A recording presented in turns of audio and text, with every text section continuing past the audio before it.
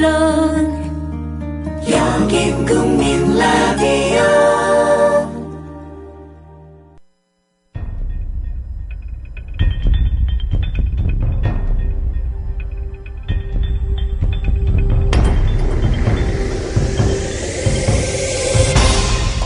대한민국 이슈의 중심, 국민 라디오, 라디오 뉴스 K.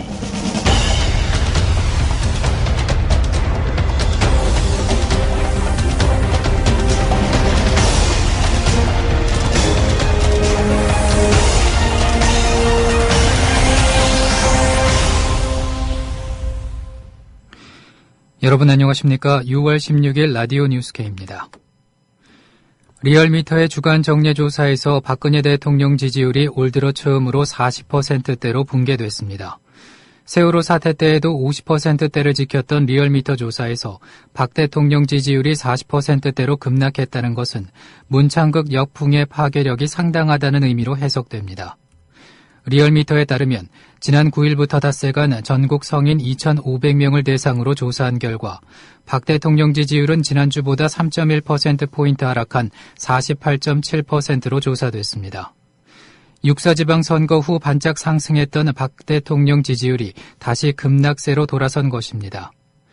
박 대통령 지지율이 40%대로 추락한 것은 올 들어 처음으로 박 대통령 지지율이 40%대로 떨어진 것은 작년 12월 말 철도노조 파업이 장기화 사태로 48.5%를 기록한 이래 5달여 만입니다.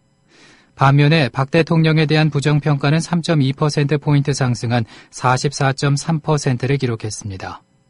박 대통령 취임 초 발생했던 인사파동이 임기 2년 차에도 어김없이 재현되면서 박근혜 대통령 스스로가 위기를 자초하고 있다는 의미입니다. 이번 여론조사는 전화면접과 자동응답전화 유무선 임의 걸기로 병행 조사됐으며 표본 오차는 95% 신뢰 수준의 플러스 마이너스 2.0%포인트입니다. 일본의 위안부 사과를 받지 않아도 된다고 말해 비난을 받은 문창극 총리 후보자가 어제 고개 숙여 사과했습니다. 들어보시겠습니다. 본의와 다르게 상처를 받으신 분이 계시다는 것을 알았습니다. 그분들께 진심으로 사과를 드립니다. 이런 가운데 이용수 위안부 강제동원 할머니가 문 후보자를 향해 분통을 터뜨렸습니다.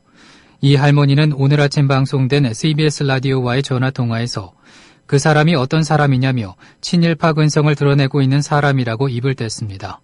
이어 그걸 그렇게 짓거리고 사과한다는 건 믿을 수 없다고 목소리를 높였습니다. 들어보시겠습니다. 문창극 총리 후보자 어떻게 보고 계십니까? 그 사람은 어떤 사람입니까? 도대체 친일파의 근성을 드러내고 있는데 그런 사람을 어떻게 총리를 시킵니까? 저는 역사에 산 증인입니다. 예. 이용수입니다. 그걸 그렇게 짓거려 놓고 또 사과를 한다. 예. 이거는 믿을 수 없고. 아니 근데 할머님 어제 사과하는 장면을 보기는 보셨죠? 예. 어떻게 얘기를 했냐면 일본이 진정한 사과를 먼저 해야 한다고 강조를 한 거였다. 나는 딸만 셋둔 아버지로서 이 문제 참 가슴이 아프다. 이렇게 사과를 하면서 돈보다 진정한 사과가 먼저인데 배상, 돈 문제에 집착하는 걸 보면서 안타까워서 한 말이다. 이렇게 얘기를 하더라고요. 그 입에 빨리는 소리 하지도 말으라 그러세요. 그런 사람이 진정으로 그런 생각이 있다면 처음부터 그렇게 얘기하지도 않았을 겁니다. 쏙 달고 걷다는 그런 사람 정말 분해 죽겠어요. 저는. 예. 진짜 할머니들이 지금 얼마 남지도 않았습니다. 저는 결사 반대입니다. 총리 할 사람이 없으면 제가 할게요. 예.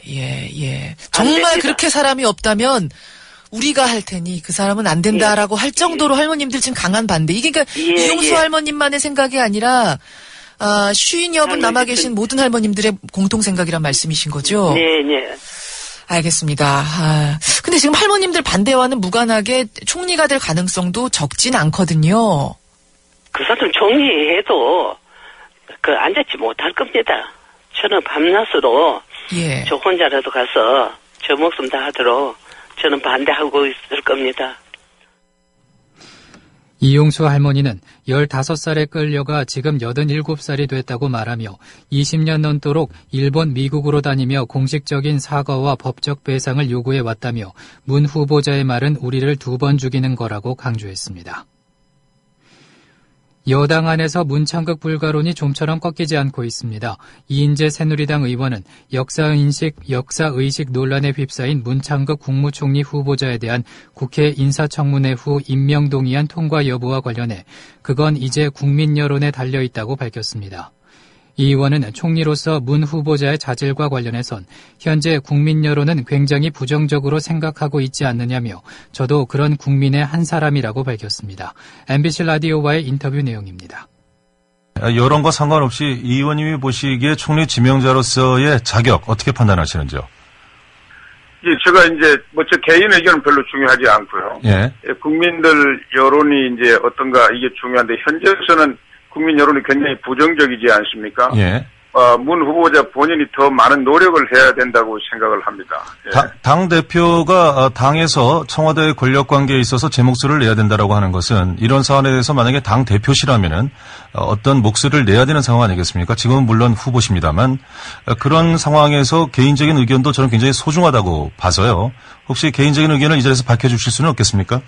저는 특히 일본이 지금 정상적인 일본이 아니고 예. 과거의 침략 전쟁이나 식민 지배 독일의 그 나치 정권은 그 모든 걸 완벽하게 씻어내지 않았습니까? 예. 오히려 그런 노력을 하는 게 아니라 반대로 그걸 정당화하려고 하는 그런 말하자면 극우 세력들이 계속 대두가 되고요. 또 극우 정권까지 들어서 가지고 계속 도발을 하고 있습니다. 그래서 적어도 우리 국가 이익을 지키기 위해서는 이 부분에 관해서 국민들이 신뢰할 수 있는 역사 인식을 갖고 있는 분이 아니면 총리직에는 정말 매우 곤란한 문제라고 저는 생각하고 있어요. 그렇다면 그런 국가 인식, 역사 인식과 관련해서는 문 지명자가 좀 미흡하다 이렇게 보시는 건가요?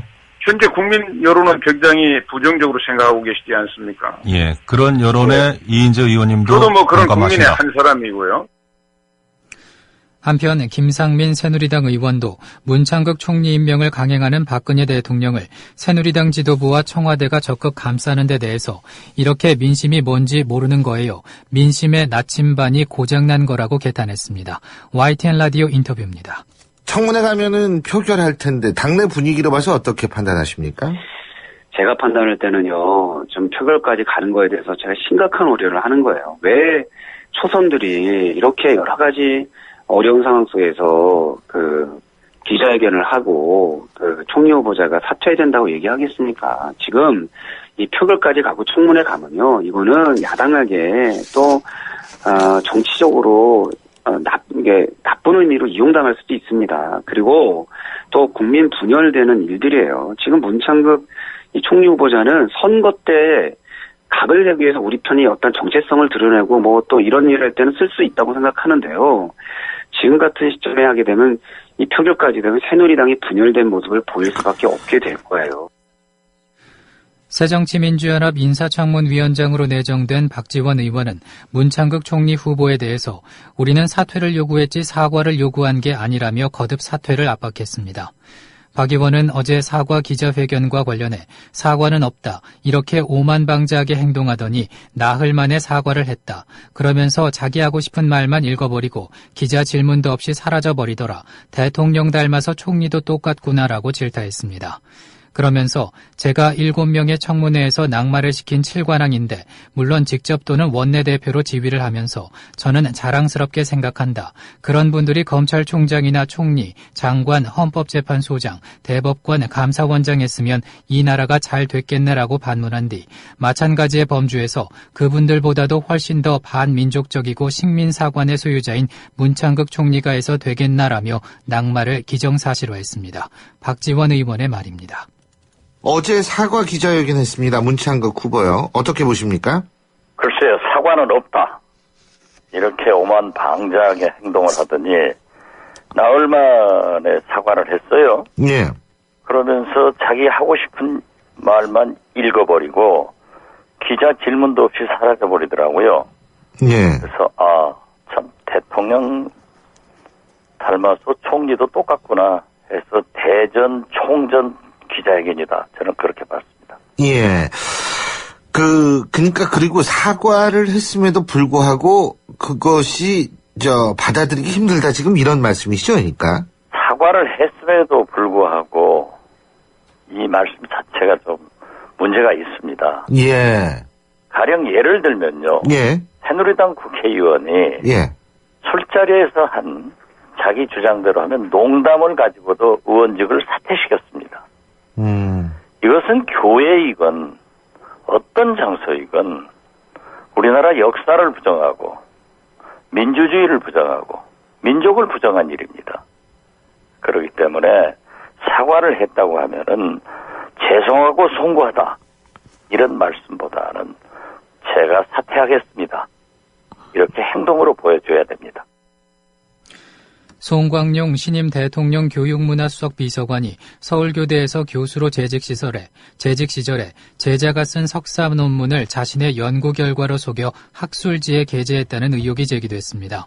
동아일보에 따르면 송 수석은 2004년 8월 제자 김모 씨가 석사 논문으로 제출한 교육행정정보시스템 도입 과정에서 교육부와 전교조의 갈등 분석이라는 논문과 제목 내용이 거의 일치하는 교육행정정보시스템 도입 과정에서 교육부와 전교조의 갈등 상황 분석이라는 논문을 발표했습니다. 두 논문은 일부 소제목만 다를 뿐 51개 문장이 동일했고 표절 의심 문장은 169개에 달했습니다. 또 참고문헌과 참고 사이트 등도 김 씨의 논문과 동일했습니다. 송 수석의 논문에는 송 수석이 제1저자, 김 씨가 제2저자로 등재돼 있습니다. 송 수석은 이에 대해서 동아일보와의 통화에서 두 논문의 내용이 유사한 건 사실이라며 김 씨가 제1저자, 내가 제2저자가 돼야 하는 것도 맞다고 인정했습니다. 김영근 새정치민주연합 수석부 대변인은 이에 대해 브리핑을 통해서 명백한 표절이고 논문을 가로챈 철면피한 행위라며 지금이라도 제자 논문 표절 사건의 자초지정을 밝히고 국민들에게 사과를 하는 게 마땅하다며 국회 청문회 절차를 거치지 않고 대통령으로부터 임명장을 받는 것으로 끝나는 점을 악용한다면 학계에 실망을 줄 뿐 아니라 대통령에게 부담으로 작용하게 될 것이라고 경고했습니다. 노회찬 전 정의당 의원은 730 재보궐선거 출마 지역에 대해서 당에서 가라고 하면 그게 지옥이라도 가야 한다고 밝혔습니다. 한편 문창극 총리 지명과 관련해 일본의 극우 세력에 대처할 방법이 없다며 반대 뜻을 분명히 했습니다. 들어보시겠습니다.